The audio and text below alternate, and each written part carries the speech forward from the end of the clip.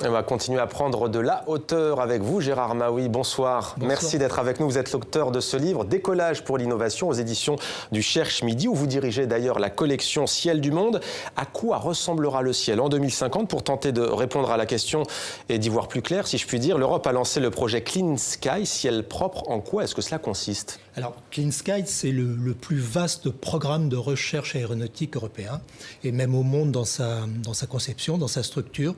Ça a été développé par l'Union européenne à partir de 2007, bien que l'Union européenne finançait déjà de façon sporadique à travers les programmes cadres la recherche aéronautique, mais en 2007, à travers un programme qui s'appelle Clean Sky, l'industrie, les universités, les start-up, les PME, les laboratoires de recherche tels que l'ONERA ou la DLR en Allemagne, tout ça fait un tout pour aller dans le même axe de recherche pour faire les avions de demain qui doivent être plus propres, moins bruyants. Alors justement, on a envie de vous dire, vous me tendez la perche, ciel propre, ça peut paraître antinomique et contradictoire quand on parle d'aéronautique. Oui, alors l'aéronautique, par aéronautique on entend transport aérien civil, contribue pour une faible partie.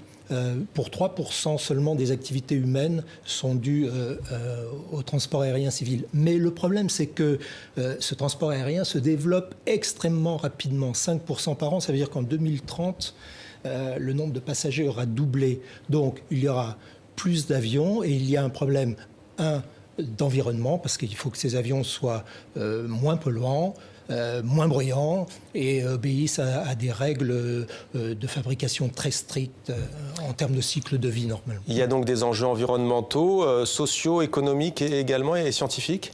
Alors, sociaux, sociétaux plus exactement, puisque l'Europe c'est 530 millions d'habitants qui habitent dans des zones complètement hétéroclites, certaines dans des régions montagneuses, d'autres comme la Grèce dans des îles parsemées, d'autres à forte densité, et tous ces gens-là doivent se déplacer de façon la plus fluide possible. Et c'est un des objectifs de ce programme Clean Sky, de faire en sorte que dans 20, 30, 40 ans, le transport aérien se fasse de façon tout à fait fluide. Alors justement, donnez-nous des exemples. À quoi pourrait ressembler le ciel sans entrer dans la science-fiction?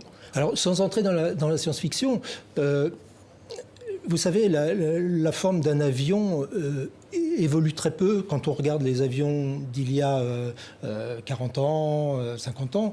Bon, ça n'a pas beaucoup changé, à l'exception de Concorde, bien sûr, qui est un avion un peu à part. Alors, les avions vont ressembler... En fait, leur forme va dépendre des innovations aérodynamiques qu'on va trouver, des matériaux, des formes, de la propulsion également, quel moteur, quelles énergies. Justement, que pensez-vous de Solar Impulse? Vous parlez d'énergie, Solar Impulse dont on parle beaucoup dans ce journal depuis le début de l'aventure suisse de cet avion qui fonctionne uniquement à l'énergie solaire. Qu'en pensez-vous? Alors Solar Impulse, c'est un superbe projet, une magnifique réussite avec ce tour du monde.